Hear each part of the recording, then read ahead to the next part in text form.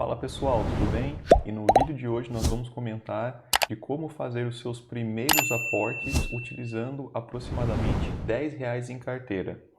Eu estou aqui no site do Funds Explorer, que é um site onde ele divulga informações sobre fundos imobiliários, onde eu consigo fazer algumas análises iniciais. Por exemplo, nós vamos começar com esse fundo, o Maxi Renda, conhecido também por MXRF11, onde esse fundo ele tem um valor de aproximadamente R$ 10,07. Aqui nós temos a liquidez diária de quanto é negociado, o valor do último dividendo pago, ou seja, 8 centavos de rendimento, o dividend yield mensal, que foi de 0,8%, o patrimônio, o valor patrimonial da cota e a rentabilidade do mês. Aqui uma outra informação muito importante é o P sobre VP, o preço sobre o valor patrimonial.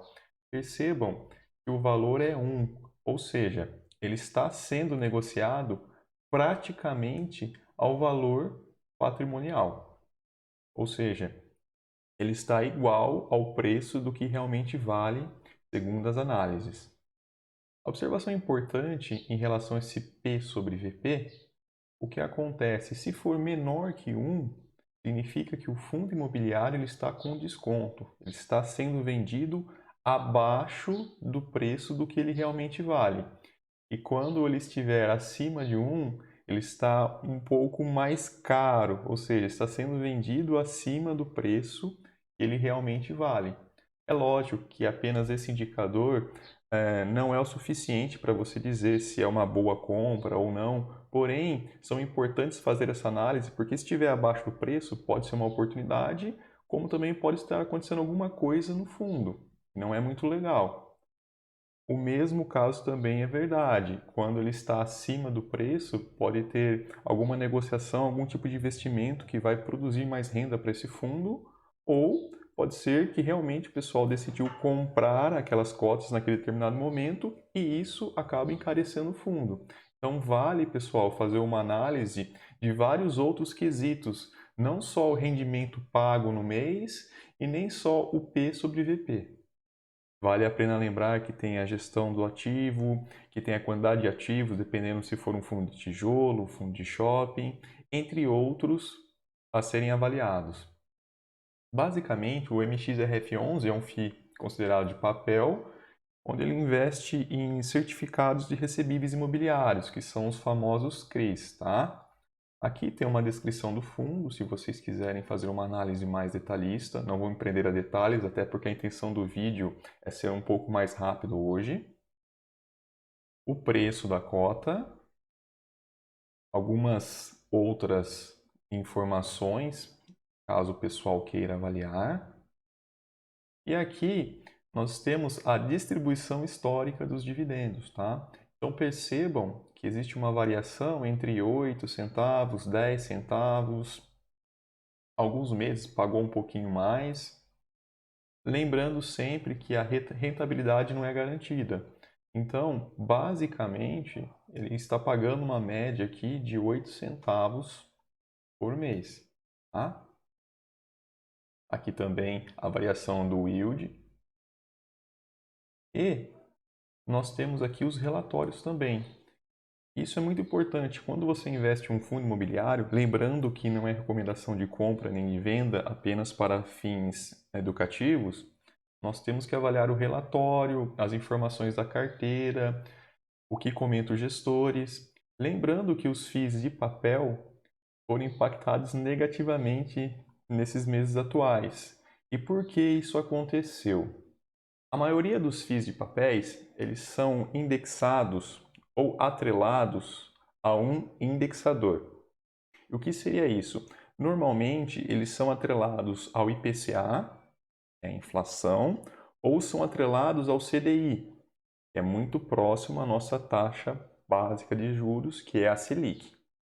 Nesse caso, os FIIs de papel atrelados à inflação IPCA, eles tiveram uma queda nesse mês vigente e começaram a sofrer muito o preço de cotações porque não entregaram os dividendos esperados nos meses anteriores. Mas se vocês perceberem nesse gráfico, por exemplo, nós tivemos aqui, basicamente, 3 meses de deflação, ou seja, tivemos uma inflação negativa em julho, agosto e setembro.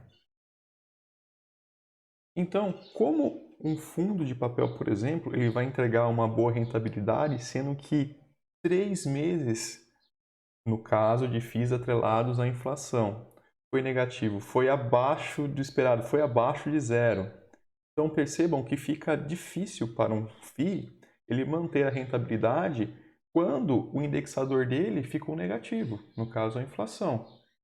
Vocês devem se perguntar, tudo bem, mas foi em julho, agosto, setembro e pagaram um dividendo normal. Porém, pessoal, alguns fundos existe uma defasagem de até 2 meses. Então, na verdade, esse percentual negativo ou essa inflação negativa, ela foi se refletir basicamente agora, nos meses finais do ano. Então, muitos mantiveram uma rentabilidade bacana, conseguiram redistribuir seus dividendos, porém, nesses meses, o que estiver atrelado ao IPCA sofreu um grande impacto e, possivelmente, agora no final do ano, esse impacto sofrido em julho, setembro e agosto está sendo refletido, tá? Por conta da defasagem. Então, são 2 tipos de indexadores, basicamente. Um outro indexador do fundo de papel pode ser o CDI. O CDI ele está diretamente atrelado à nossa taxa Selic, que hoje é 13,75% ao ano. O que significa? Essa é a taxa básica de juros do Brasil definida pelo Banco Central. Então, a cada 45 dias, o Copom ele se reúne para verificar se vai manter a taxa de juros, elevar a taxa ou diminuir a taxa. Isso depende muito da inflação. Então, é um dispositivo que o Banco Central detém para que ele consiga, digamos, de certa forma, tentar conter o aumento da inflação. Quanto maior a taxa de juros, teoricamente seria menor o empréstimo para consumo.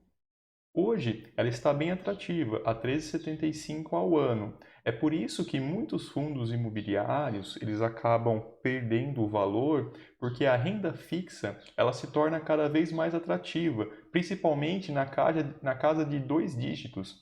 Então, por exemplo, para que uma pessoa ela vai investir uma renda variável, que é, o próprio nome já diz, pode variar durante ao longo do seu investimento, sendo que na renda fixa que é um tipo de investimento mais conservador, você consegue 3,75 ao ano sem correr muito risco. Lógico, eu não estou levando em consideração desconto de imposto de renda, entre outras coisas. Então, as pessoas estão migrando da renda variável para a renda fixa, onde nós temos o Tesouro Selic, temos também os CDBs, que você empresta dinheiro para o banco, atrelado a uma taxa, normalmente a 100, 102% do CDI. Então, isso acontece, pessoal, nos fundos de papéis. Quando você tem uma taxa Selic alta, provavelmente o rendimento referente a esse fundo no qual está investido, diretamente ligado ao CDI, também vai ser bom. Só que essa taxa, como nós podemos perceber, ela pode variar ao longo dos meses e dos anos. Aqui, em 2020, nós tínhamos uma taxa bem baixa, 2%. O que acontece? O pessoal estava na renda variável, porque o ganho era maior comparado à renda fixa que não estava trazendo retornos consideráveis. Mas é uma questão de análise e de entendimento também. A taxa pode aumentar? Pode aumentar, como também ela pode cair durante os anos.